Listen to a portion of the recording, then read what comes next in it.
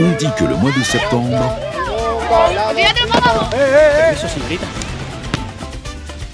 marque la fin de toutes les bonnes choses. ¿Estás seguro que acaba lo bueno? Grand Prix d'Aragon GoPro MotoGP. Le meilleur reste à venir. Achetez vos billets sur motorlandaragon.com. Alors, on peut commencer par le palmarès. 5 titres de champion de France, un titre de champion du monde d'endurance, un titre de champion de Pologne, si je ne me trompe pas. Oui. 3 victoires en Superstock sur des courses de 24 heures, 2 aux 24 heures du Mans, une au Bol d'Or. Nous sommes avec le pilote du team Tecmas BMW en endurance et en FSBK, monsieur Kenny Forêt. Comment vas-tu? Ça va très bien, merci. Merci de nous accorder de ton temps, ça me fait plaisir. Je voulais au début démarrer sur comment tu es venu à la moto, comment tu es devenu pilote moto, mais toi c'est une histoire un petit peu différente parce qu'avec ton frère vous avez un papa qui a été pilote de Grand Prix. Et j'ai un peu parlé avec ta maman, ton papa, José Kuhn, un ami à vous. Vous avez vécu, vous êtes des enfants du paddock en fait. Carrément. Tu peux nous expliquer un petit peu, nous raconter, il y a des histoires de bus, de pilotes, de Max Biaggi, mais voilà, je te laisse. Bon, tu sais, bon, à mon avis, je pourrais pas tout te raconter parce que déjà je m'en rappellerai plus. Après, ce qui me fait peur, c'est que tu as demandé à mon père des trucs, donc j'ai peur qu'il t'ait raconté des trucs à sa manière. Ah, ça va, je préfère. Alors, j'ai plus confiance parce que mon père, il fait oui quand j'ai fait première ligne. Non, papa, c'était pas une première ligne. Et non, je pense qu'on a une chance, extraordinaire. Il faut savoir que nous, en fait, on a fait beaucoup de motos cross pour commencer, mais jamais en compétition. Souvent dans un circuit qui était pas loin pour accompagner votre père. Mais en fait non, mais mon père non, on allait le dimanche dans des champs ou dans des circuits pour aller s'amuser, mais on faisait que du cross. Mais à côté de ça, mon père roulait encore et on l'a suivi énormément. C'est difficile d'avoir beaucoup de souvenirs parce qu'en fait on était quand même relativement petits parce que sa dernière saison c'était en 94. Ouais, c'est ça. Donc 94 c'était quand nous on avait 10 ans. Ouais, vous êtes en 84, c'est ça, voilà. C'est difficile d'avoir des vrais trucs, mais si tu veux, nous. Apparemment, vous étiez un peu les mascottes du paddock. Ben ouais, tous les deux. Dormi. Bah déjà, t'es des jumeaux, on dormait. Tu sais, les bruits du deux temps nous endormaient. On faisait des voyages en bus partout dans l'Europe avec mes parents. Les paddocks, c'est une époque où imagine-toi, on avait entre 5 et 8 ans, j'en sais rien. Et le soir, dès que les motos s'arrêtaient, on prenait chacun notre piwi et on allait à bloc sur le circuit, quoi. Le circuit. Ta maman m'a dit ça. Mais on allait à bloc et en fait le truc c'est qu'à chaque fois qu'on passait, parce que mon père nous disait toujours faites attention, etc. Donc on passait devant le bus, on disait et après waouh, et le soir quand ils se retrouvaient, parce que forcément il n'y avait pas de téléphone pour dire qu'on faisait les cons au bout du circuit, mais on était à bloc, on allait sur le circuit. Avec les casques et tout, on était toujours équipés, mais avec un piwi sur un circuit, on était juste à fond tout le temps. Et on se faisait des aspi et tout. Enfin, Freddy il avait un QR, moi j'avais un piwi, des fois on se l'inversait, il y en avait toujours un qui marchait mieux, donc on était dégoûtés. Mais tu vois, c'était en fait, quand tu y repenses, c'était. Nous, on était libres. C'était la liberté. Ouais, c'était le Continental Circus encore. Ah ouais, à cette époque-là. Je peux pas avoir une vraie explication, mais ce qui est sûr, c'est qu'on l'a vécu comme quelque chose de. En fait, pour nous, déjà, c'était normal. Parce que tu sais, quand tu es sur un paddock, depuis que tu es tout petit, tu n'as aucune notion de savoir pourquoi tu as de la chance, tu n'as pas de chance. En fait, tu t'éclates. Et c'est à une époque où, en fait, tu croisais tous les pilotes, quoi. Et c'était normal, quoi. Ton idole, peux-tu me dire qui était ton idole quand tu étais… Moi, c'était quand j'étais en mesure de pouvoir comprendre c'était quoi être pilote, etc. Parce qu'avant, j'aimais bien René, mais c'était il y a un peu plus vieux. Ouais. Mais celui qui m'a vraiment donné envie d'être pilote, c'est Biaggi. Alors ça, je le savais, mais apparemment, tu lui parlais dans le paddock. Et ouais, ça c'était un truc de fou parce qu'en fait j'étais fan et en fait à chaque fois avant la course, j'allais le checker dans la main. À chaque fois. Putain, c'est énorme.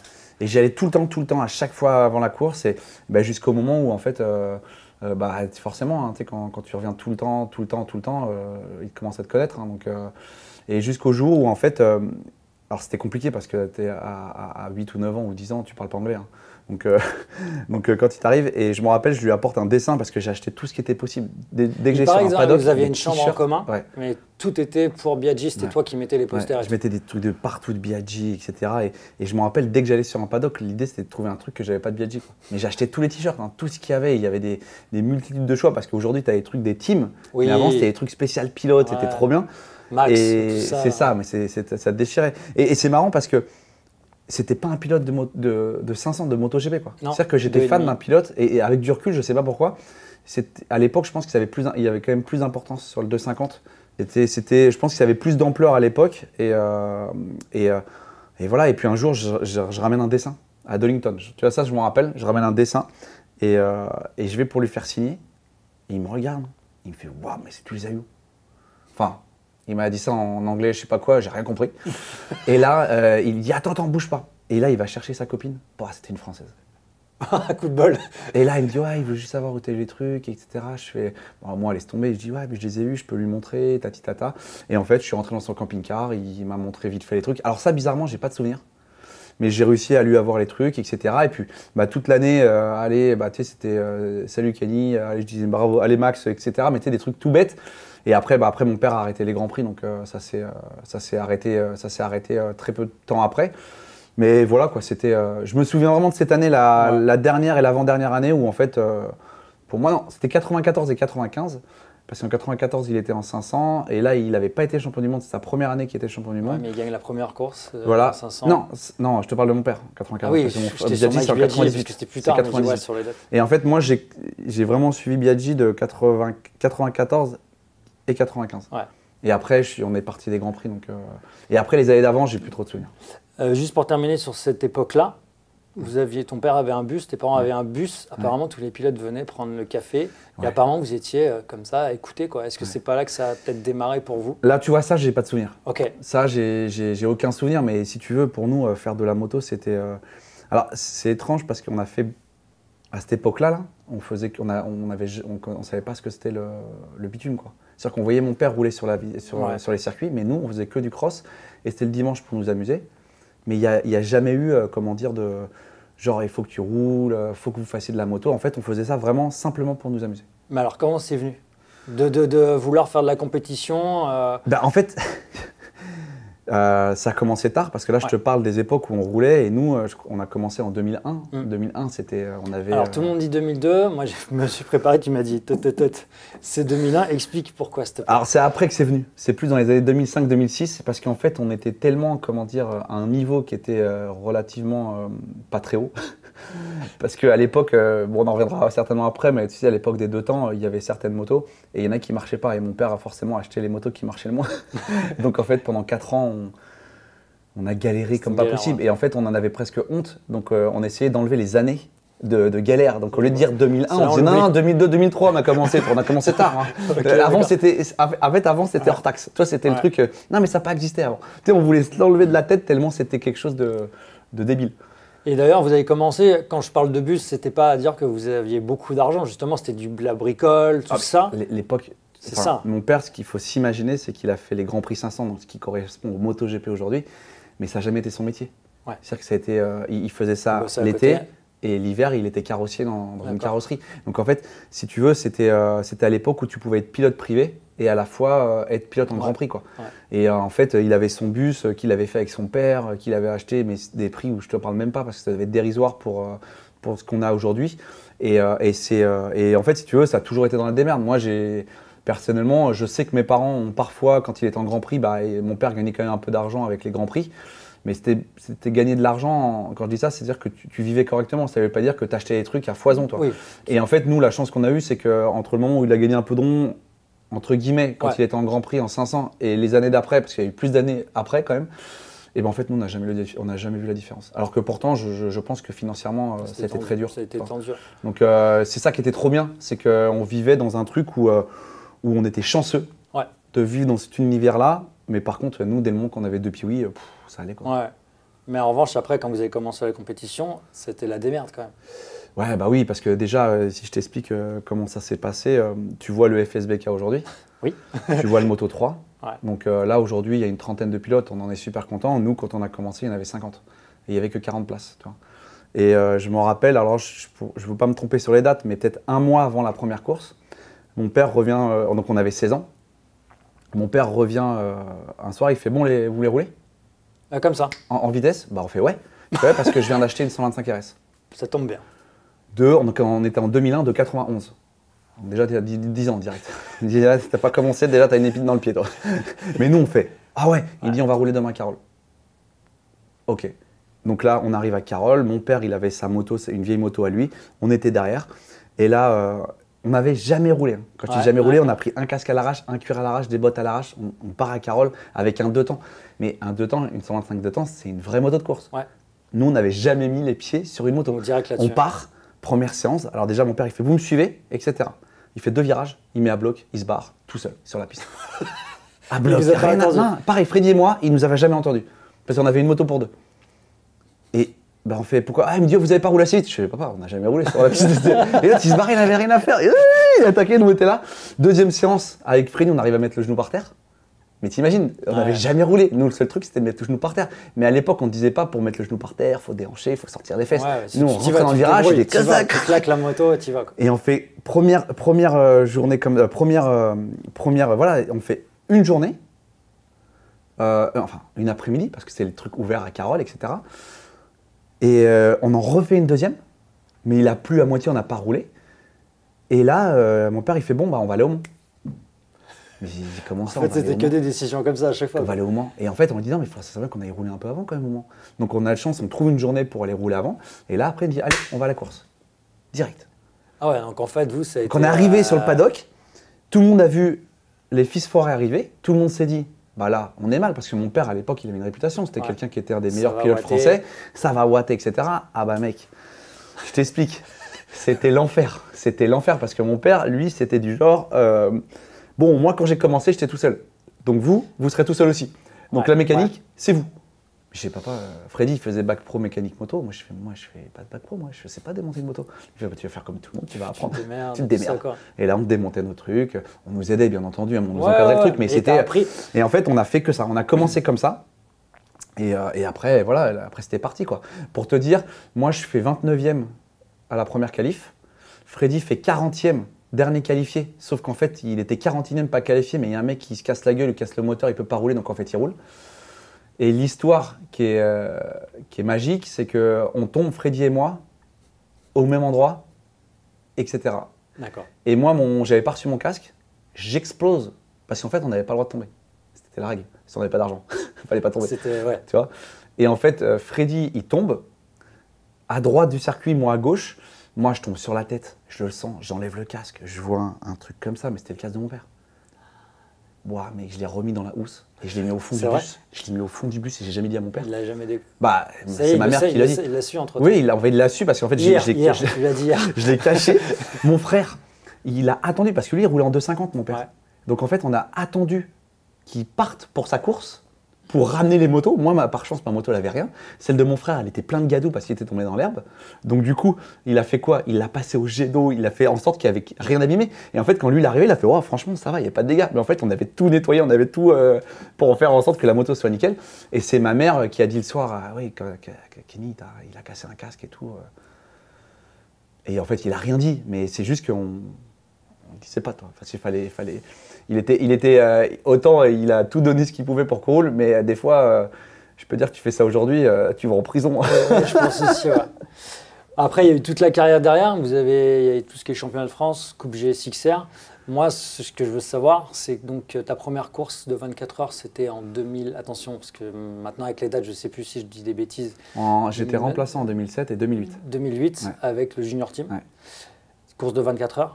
Comment ça s'est passé pour la première fois? Est-ce que tu avais une appréhension? Est-ce que tu as demandé conseil à d'autres pilotes? De base, je devais être avec mon frère. Ouais.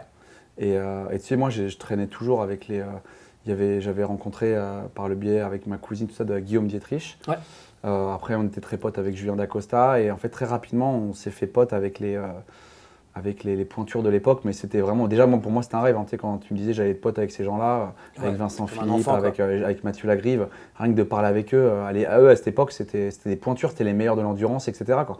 Donc déjà, c'était un peu fou. Et en fait, assez rapidement, on s'est mis en relation. Moi, j'étais très, très ami avec, je le suis encore, hein, avec Guillaume Dietrich, parce que forcément, on avait un lien familial parce qu'il est avec ma cousine.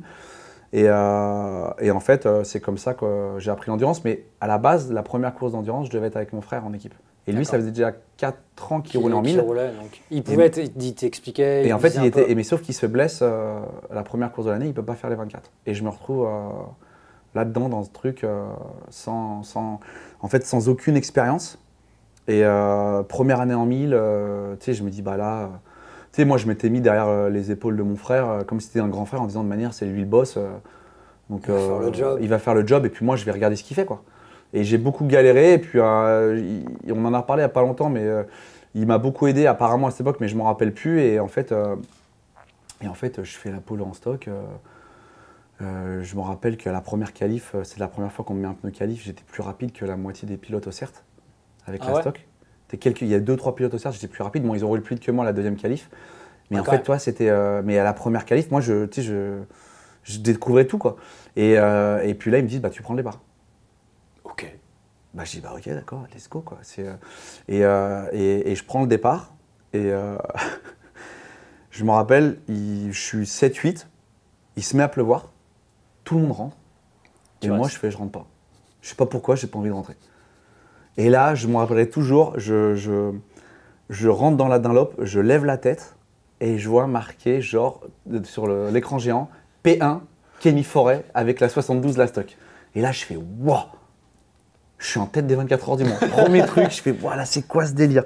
Donc là, forcément, je me rends compte qu'il fallait vraiment que je rentre le tour d'avant, mais c'était le petit tour de gloire. J'ai allé, vas-y, c'est pour moi. Je rentre. Et là, le souvenir de Mongol, parce que je repars avec les pneus plis, je fais 10-12 tours. J'ai un truc de l'embrayage à l'époque où l'embrayage, il casse. Enfin, il casse pas, mais tu sais, j'ai le levier qui est. Donc je m'arrête, il me le change, il me rebête le plein, je repars. Et là, bah, je roule. Et en fait, tu sais, il se passe je sais pas combien de temps, mais tu sais, entre-temps, je te dis ça, mais il s'est passé plein de temps. Et là, je rentre et tout, et je me dis, waouh, je regarde mon frère, il y avait David Flouat qui était là aussi. Et je faisais équipe avec Émeric Janser et Lucas de Carolis. Ah oui, d'accord. Et là, je m'arrête, je fais, waouh, putain, mais en fait, c'est long un relais en endurance. Et là, mon frère, il me fait, mais ça fait 2h40 que tu roules. Ouais. Et là, j'ai fait, ah ouais, d'accord. Ok, j'ai compris. Et à partir de quel relais? Parce qu'il paraît que la première fois, il y a un relais, on se dit, on ne se rend pas compte qu'on va faire les 24, on ne sait pas à quel moment ça va devenir galère. À partir de quel relais tu te souviens où tu t'es dit, oh, ça y est, ça me prend la tête? Bizarrement, c'est les 2 premières courses que j'ai fait au junior team, j'ai pas de souvenir de m'être dit que c'était galère. Ok, d'accord. J'ai aucun souvenir. L'année d'après, oui, mais cette année-là, j'ai aucun souvenir. Et je me rappelle juste que enfin, je suis désolé s'il l'entend de lui rappeler, mais je pense que c'est dommage parce que Lucas tombe à 5 ou 6 heures du mat le matin et on finit 5 au général. Et s'il ne tombait pas, on était podium en stock. Ouais. Tu vois, et ça a été parce que c'était une année où il y a eu pas mal de déchets pendant la course. Et ça m'a marqué parce que pour moi, de me dire, mais comment c'est possible de faire podium en stock? À l'époque, je pense que c'était plus réalisable qu'aujourd'hui. Aujourd'hui, ça devient complètement impossible. Mais voilà, c'était juste un concours de circonstances qui a fait que. Et on finit quand même 5e et on gagne les 24 heures du Mans. Je trouve qu'aujourd'hui, j'ai l'impression que tu n'as jamais été meilleur qu'aujourd'hui. Ouais. Je vois comment tu roules en FSBK, en endurance. Ouais. J'ai un peu discuté avec José Kuhn, qui est un ami à toi, et je lui demandais mais pourquoi et comment il expliquait ça. Et il m'a dit, en partie, il y avait une première chose déjà, il y a ton frère, peut-être maintenant, qui, depuis qu'il a pris sa retraite en 2022, t'aide. Et il y a aussi le fait que vous avez toujours fait attention à la mécanique plus jeune, aux motos. Peut-être que tu voulais peut-être moins tomber, prendre moins de risques. Est-ce que tu en penses quoi? En fait, c'est marrant parce que je me suis forcément posé. Parce que, en fait, si tu veux, si tu prends les choses de manière normale, je vais avoir 40 ans.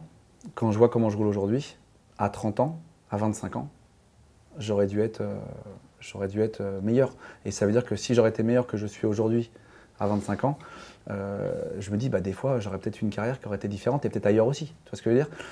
Mais ça, en fait, c'est trop difficile.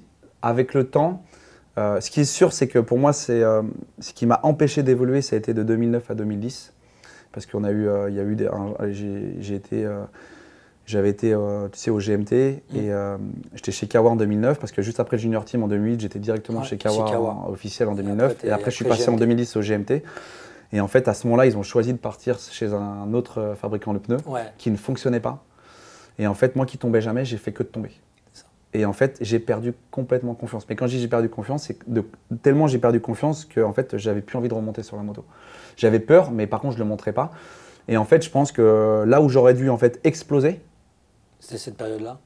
Juste après S'il y Kawa, avait parce pas que eu- franchement, oui, avec, t'étais avec, en- t'étais Gilles, plein de bourre. avec Gilles, le team de Gilles, etc., en fin d'année, j'étais vraiment à un niveau qui. J'allais exploser, toi. J'allais parce que je commençais à faire des très bonnes choses alors que j'avais très peu d'expérience en 1000.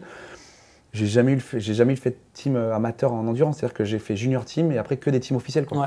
Donc en fait, et en plus ça se passait très bien.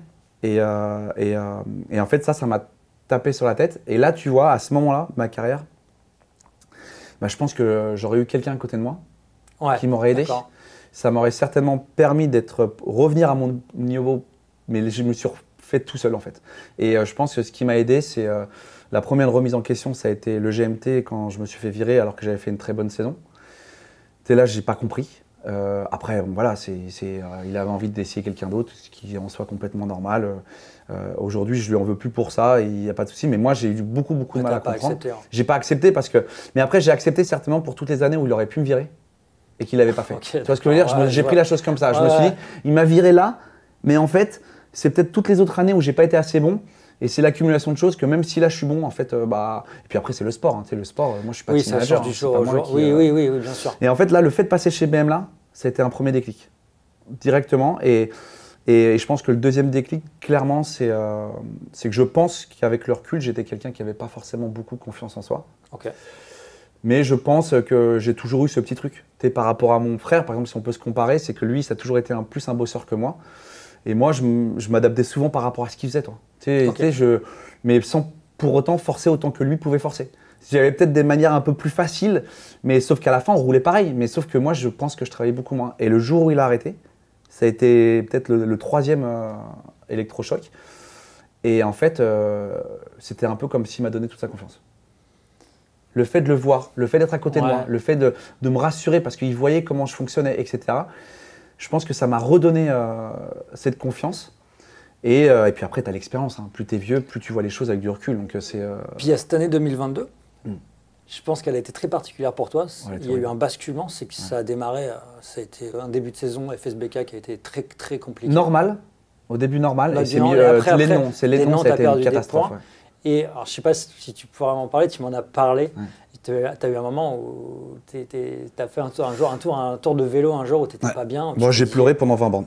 J'ai chialé comme pendant 20 bornes. Et en fait, si je te raconte toute l'histoire, c'est que mon frère avait annoncé qu'il arrêtait. Donc déjà, tu sais, quand tu as ton frère qui dit qu'il arrête, Tout le monde t'en parle peut-être. tu dis, j'ai fait de la moto toute ma vie avec lui. Tous les paddocks, j'étais avec lui. Tout le temps, j'étais avec lui, etc., etc. Et lui, il a arrêté sur une blessure. Et en fait, tu sais, ça m'a marqué beaucoup plus que je ne le pensais, toi. Et en plus de ça, on est jumeaux. Donc comme il arrête, tout le monde vient te voir en disant, c'est quand que t'arrêtes. Ouais. Et je me rappelle dans mon team manager de l'époque, il vient me dire, bon alors, t'arrêtes à la fin d'année.